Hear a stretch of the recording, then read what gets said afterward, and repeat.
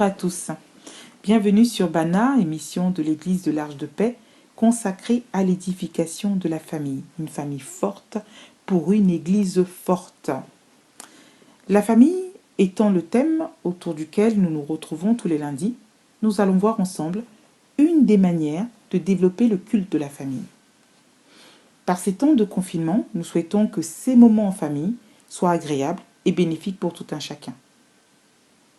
Avant tout, que signifie le mot culte ? Le mot culte vient du latin cultus, qui veut dire, au sens propre, cultiver, et par extension, rendre un culte. Cultiver au sens propre signifie tout simplement travailler une terre pour la rendre plus fertile et pour améliorer ses productions. Que nous dit la parole ? Lisons dans le livre de Genèse, chapitre 2, versets 8 à 16. L'Éternel Dieu planta un jardin vers l'Orient, l'Éden, le pays des délices. Il y plaça l'homme qu'il avait façonné. L'Éternel Dieu prit l'homme et l'établit dans le jardin d'Éden pour le cultiver et le garder. De la même manière que Dieu a placé l'homme dans le jardin d'Éden pour le cultiver et le garder, c'est ainsi que Dieu a placé chacun d'entre nous dans différents espaces pour les cultiver et les garder.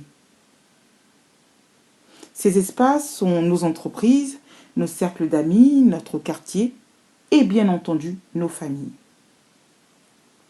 Ainsi, quel que soit notre statut dans la famille, le Seigneur nous demande de la cultiver et la garder. La famille, au sens restreint, comme nous le savons, est composée de plusieurs personnes réunies par des liens de parenté et vivant sous un même toit. Cultiver la famille revient donc à faire en sorte de rendre plus fertile et plus productif chaque membre de notre famille. Voyons ensemble quelques procédés de culture nous permettant d'améliorer la productivité des membres de nos familles. Le premier procédé est le dialogue. En effet, Proverbe 16, verset 24 nous dit « Les paroles agréables sont un rayon de miel, douces pour l'âme et salutaires pour le corps. » Une bonne communication contribue à l'épanouissement du prochain. Le second procédé est la gestion des dons. Matthieu 25, versets 14 à 30 nous dit ceci. Il en sera comme d'un homme qui partit pour un voyage. Il convoqua ses serviteurs et leur confia l'administration de ses biens. Il remit à l'un 5 lingots, à un autre 2, et à un troisième un seul, en tenant compte des capacités personnelles de chacun. Puis il s'en alla. Celui qui avait reçu les 5 lingots se mit aussitôt à les faire fructifier, de sorte qu'il en gagna 5 autres. Celui qui en avait reçu 2 fit de même, et en gagna 2 autres. Quant à celui qui en avait reçu qu'un, il s'en alla creuser un trou dans la terre pour y cacher l'argent de son maître. Longtemps après, le maître de ses serviteurs revint et leur fit rendre compte de leur gérance. Il est de la responsabilité des parents de déceler les dons que Dieu a déposés chez leurs enfants, de les aider à développer ces dons et à leur offrir le cadre adéquat. De même, les enfants peuvent encourager leurs parents à travailler et fructifier leurs dons. Ainsi, comme l'indique le passage de Matthieu 25, Dieu en donnera davantage et la famille sera d'autant plus bénie. Le troisième procédé est l'éducation. Malheureusement, bien que présents physiquement, certains parents sont absents dans l'éducation de leurs enfants.